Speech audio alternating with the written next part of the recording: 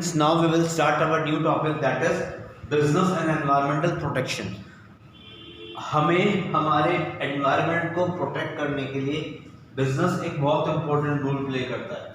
Business किस तरीके से रिसोर्सेज अपने को यूज करता है, इंडस्ट्रियल सेटअप किस जगह करता है, ये कुछ चीजें बहुत इंपॉर्टेंट पार्ट होती है जिससे कि हम हमारा लेवल ऑफ पोल्यूशन कम कर सके, जिससे कि हमें हेल्दी लाइफ जी सके।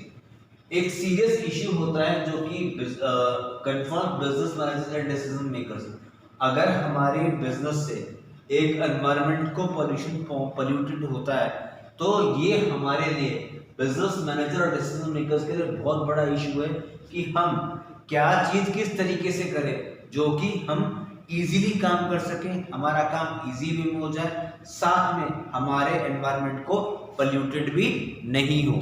तो ये कुछ चीजें थी जो कि अपन देखेंगे कि किस तरीके से एनवायरनमेंट पोल्यूशन होता है। Emission from industries are seriously affected the health of the people. जो भी वेस्टेज निकलता है either in the form of air pollution, either from the way of soil or water, these all types of pollution are very harmful for the health of the people who are living in the nearby surrounding area. Third, it degrades the living condition. ये जो standard of living होती है वो कम कर देते, लोग proper तरीके से हेल्दी लाइफ नहीं जी सकते, बीमार पड़ जाते हैं बार बार। क्यों? Because the environment in which they are living, it is totally polluted, and whenever you are staying in the environment of polluted environment, then you may get a huge amount of big disease which can be caused, because of that a death can be caused to the person. It result in wasting and depleting raw material resource.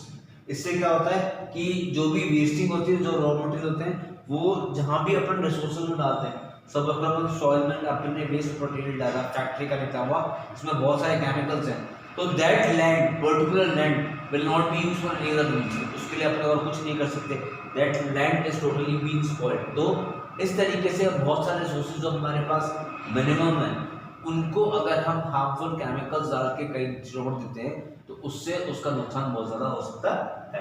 Pollution से human health की risk पहुंचता है, environmental की quality लो हो जाती है, और साथ में नेचुरल और मैन-मेड रिसोर्सेज है उनको बहुत ज्यादा नुकसान पड़ता है। ये कुछ चीजें हैं जो कि हमें स्टॉप करनी चाहिए, जिससे कि हम हमारे एनवायरनमेंट को पोल्यूटेड होने से रोक सके और जिससे हमारे लोगों को जो डिजीज है वो कम पहुंचे।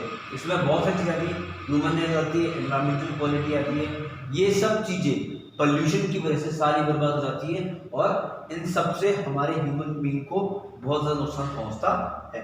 अब पोल्यूशन किस किस तरीके से होते हैं या क्यों पोल्यूशन होते हैं? जितने भी सेक्टर्स हैं, इंडस्ट्रियल सेक्टर ले लो, गवर्नमेंट सेक्टर ले लो, एग्रीकल्चर सेक्टर ले लो, mining sector, energy, transportation, construction, consumer generate, ये सब वेस्ट जनरेट करते हैं। वो वेस्ट एक जगह इकट्ठा होकर कहीं ना कहीं जाके एक जगह जाता है, और जिस भी जगह वो जाता है उस जगह को वो पूरा का पूरा स्पॉइल कर देता है, क्योंकि कोई भी इंडस्ट्री ऐसी नहीं है जो नॉर्मली वेस्ट निकाल के उसको डिकम्पोज कर सके। ये जितना भी वेस्ट है ये सब हमारे नेचुरल रिसोर्सेज जैसे लैंड हो गया, वाटर हो गया, उसमें जाकर मिक्स हो जाता है और वो पूरे पार्ट को, पूरे एरिया को खराब कर देता है।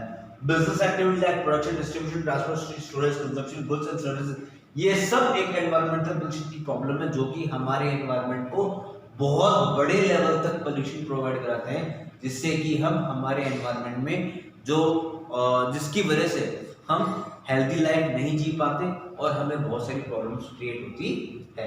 ठीक है, तो ये कुछ चीजें हैं जो पोल्यूशन कॉज करती है। जितनी भी इंडस्ट्री, जितनी भी मशीनरी है, store house, warehousing, transportation, critical, ये सब किसी ना किसी तरीके से हमारे एनवायरनमेंट को पोल्यूटेड करते हैं। उस पोल्यूटेड एनवायरनमेंट से हमें, हमारी सोसाइटी को बहुत ज़्यादा नुकसान होता है, हमारा जो एनवायरनमेंट है उसको नुकसान पहुंचता है, जिसकी डेट में, आज की डेट में हमें बहुत ज़्यादा, हम कुछ भी प्योर नहीं खा पा रहे। क्यों? क्योंकि हमारे आसपास जितनी भी लैंड है, इतना भी एरिया, वो सब ऑलरेडी पोल्यूटेड है। 4 टाइप के पोल्यूशन होते हैं: air, water, land and noise. Air pollution, जितनी भी हार्मफुल केमिकल गैसेस निकलती हैं from the vehicles, from the ACs, home theatres, AC, air conditioner, refrigerator, car, factories, इन सब से इन सब के अंदर हार्मफुल केमिकल्स होते हैं जो कि एयर से जाके मिक्स होते हैं, हमारी एयर को इम्प्योर बनाते हैं। उस इम्प्योरिटी एयर को जब हम इनहेल करते हैं तो वो इम्प्योर एयर हमारे लंग्स को डिजीज पहुंचाने में हेल्प करती है। इससे बहुत सी भी डिजीज अपने होस्ट को हो सकती है। वाटर जितने भी केमिकल्स हैं जो कि इंडस्ट्रीज में बनते हैं, वो जब निकल के इंडस्ट्री से निकल के एक वाटर स्टोरेज में या फिर रिवर में जाके मीट करते हैं, तो वो पूरा का पूरा जो एरिया है, जो पूरा के पूरी जो रिवर है, उसको पूरे को पोल्यूटेड बना देते हैं, जिससे कि वो पानी हमारे ड्रिंकिंग के लिए कंफर्टेबल नहीं होता है। नेक्स्ट अपन बढ़ते हैं लैंड पॉल्यूशन। जहाँ भी इंडस्ट्रीज अपन सेटअप करते हैं, उसके कुछ केमिकल्स जो रहते हैं वो लैंड के अंदर मिक्स हो जाते हैं। जो वो केमिकल्स लैंड के साथ मिक्स होते हैं वो लैंड को इनफर्टाइल बनाते हैं, जिससे कि हम उसमें ना तो एग्रीकल्चर कर सकते हैं, ना इस पर कुछ और काम कर सकते हैं। इसलिए हमेशा हमें क्या चीज़ करनी चाहिए, हमें इंडस्ट्रियल सेटअप वहाँ करनी चाहिए जहाँ पे कि जो बैरल लैंड हो, यहाँ पे अपन आगे लैंड कोई काम के नहीं आ सके, और वहाँ आसपास के सराउंडिंग एरिया को पोल्यूटेड भी कर दे तो नुकसान नहीं हो।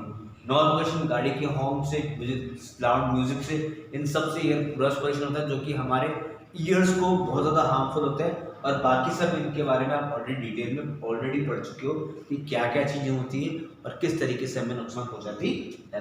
पोल्यूशन कंट्रोल करने की क्या क्या चीज़ होती है, हेल्थ हजार्ड्स, जो भी डिजीज होते हैं, डिजीज कॉजिंग इंडस्ट्रीज होती है, जो भी ऐसी चीज़ें होती है जिससे कि पोल्यूशन बहुत ज़्यादा निकलता है, हमें वहाँ पे पोल्यूशन चेक कंट्रोल लगाना चाहिए, जिससे कि हम एक्सेस पोल्यूशन नहीं कर सके, जिससे कि आसपास नियर बाय एरिया लोगों को परेशानी नहीं हो, और उनको परेशानी नहीं होगी तो हमारी उनकी हेल्थ सही रहेगी। Risk of liability, risk of liability में बेसिकली क्या आता है ये अपन पढ़ लेते हैं। रिड्यूस रिस्क ऑफ लायबिलिटी में बेसिकली ये आता है कि जब कभी भी किसी भी इंडस्ट्री से हार्मफुल केमिकल्स निकलता है और उससे किसी को भी नुकसान होता है, तो उसको कुछ कंपनसेशन अमाउंट कंपनी को देना चाहिए, जिससे कि वो अपनी फैमिली की नीड्स या उसकी दवाइयों का खर्चा वो पूरा फुलफिल कर सके। इसके साथ साथ में और क्या क्या चीज़ होती है, जो वेस्ट अपन निकाल रहे हैं, जो इंडस्ट्री से वेस्ट निकल रहा है, उसको डिस्पोजल करने के लिए एक हाई कॉस्ट चाहिए होती है। उस हाई कॉस्ट को अपन देख के अपने को इस तरीके से काम करना चाहिए कि उसकी कॉस्टिंग मिनिमम हो और वो जितना भी पोल्यूशन हो रहा है वो सब उसको कंट्रोल में रख सके। कॉस्ट सेविंग बेसिकली क्या होता है कि जब अपन कोई भी इक्विपमेंट लगाते हैं जो कि पोल्यूशन चेक करने का काम होता है, तो उसकी कॉस्टिंग बहुत ज़्यादा एक्सेस में होती है। उस एक्सेस की कॉस्टिंग से हमें क्या होता है, हमें वो चीज़ लगानी चाहिए कि हम उसको बार बार रिफिल कर सकें, उसको वापस चेक कर सकें कि नहीं ये प्रॉपर तरीके से पोल्यूशन कंट्रोल चेक कर रहा है नहीं कर रहा है। उससे क्या होगा कि अगर हमारे को बार बार नया लगाना पड़ेगा तो उसकी कॉस्ट बहुत ज़्यादा बढ़ जाएगी। उससे बेटर एक बार लगाओ और लंबे टाइम तक के लिए चलाओ। उससे क्या होगा, धीरे धीरे उसकी कॉस्ट की प्रोडक्शन कम होती चली जाएगी। इसके साथ में अपनी टेक्नोलॉजी वो यूज़ करनी चाहिए जिससे कि अपना डिस्पोजल कम निकले, वेस्ट कम निकले, जिससे कि पोल्यूशन एनवायरनमेंट में कम हो। पब्लिक इमेज, अब अगर हम एनवायरनमेंट में पोल्यूशन कम करेंगे तो लोगों के सामने हमारी इमेज अच्छी बनेगी। जब हमारी इमेज अच्छी बनेगी तो लोग बाग हमारी कंपनी को बेशक हमारा प्रोडक्ट खरीदेंगे, जिससे हमारे को बहुत अच्छी तरीके से काम चलेगा, साथ में हम प्रॉपर तरीके से वर्क भी कर पाएंगे। अदर सोशल बेनिफिट्स क्या होता है, क्लीनर विजिबिलिटी, अपने को फॉग नहीं होता, क्लियर अपन देख सकते हैं, एनवायरनमेंट में जल्दी गंदगी नहीं होती, बिल्डिंग क्लीन होनी चाहिए, क्वालिटी ऑफ लाइफ अच्छी रहेगी, पोल्यूशन नहीं होता, हेल्थ प्रॉब्लम नहीं आती, हेल्थ प्रॉब्लम नहीं आती तो अच्छा अपन अच्छी क्वालिटी ऑफ लाइफ जी सकते हैं। आज की डेट में भी आप देखोगे विलेजेस में पोल्यूशन बहुत कम होता है, इस कारण वहाँ के लोग हेल्दी लाइफ जीते हैं। प्योर खाना वहीं मिलता है जहाँ गाँवों में प्रॉपर तरीके से सब चीज़ें होती है।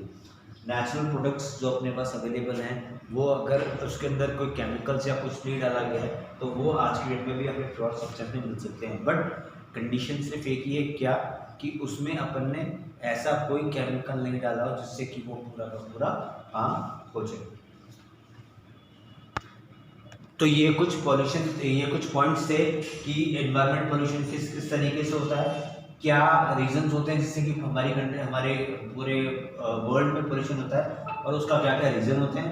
नेक्स्ट, टाइप्स ऑफ पोल्यूशन कौन कौन से होते हैं, उसके बाद पोल्यूशन कंट्रोल करने के बारे में हमें क्या क्या चाहिए होता है। ये टॉपिक, ये चैप्टर आप पोल्यूशन के बारे में ऑलरेडी आप पहले लोअर क्लासेस में पढ़ चुके हो, तो ज़्यादा एक्सप्लेन की जरूरत नहीं है। Land, air, water pollution, noise pollution आप ऑलरेडी पढ़ चुके हो, इतना डिटेल में कुछ है नहीं, आप ऑलरेडी सबके बारे में जानते हो। आपको क्या क्या कंट्रोल करना चाहिए जिससे कि पोल्यूशन कंट्रोल हो, और क्या क्या कॉज होते हैं जिससे पोल्यूशन होता है। ये सब चीज़ें ऑलरेडी टॉपिक आप पढ़ चुके हैं, उसमें डिटेल में समझने वाली कुछ कोई बात नहीं है। तो go to the topic once and then we will go to the next topic. Thank you.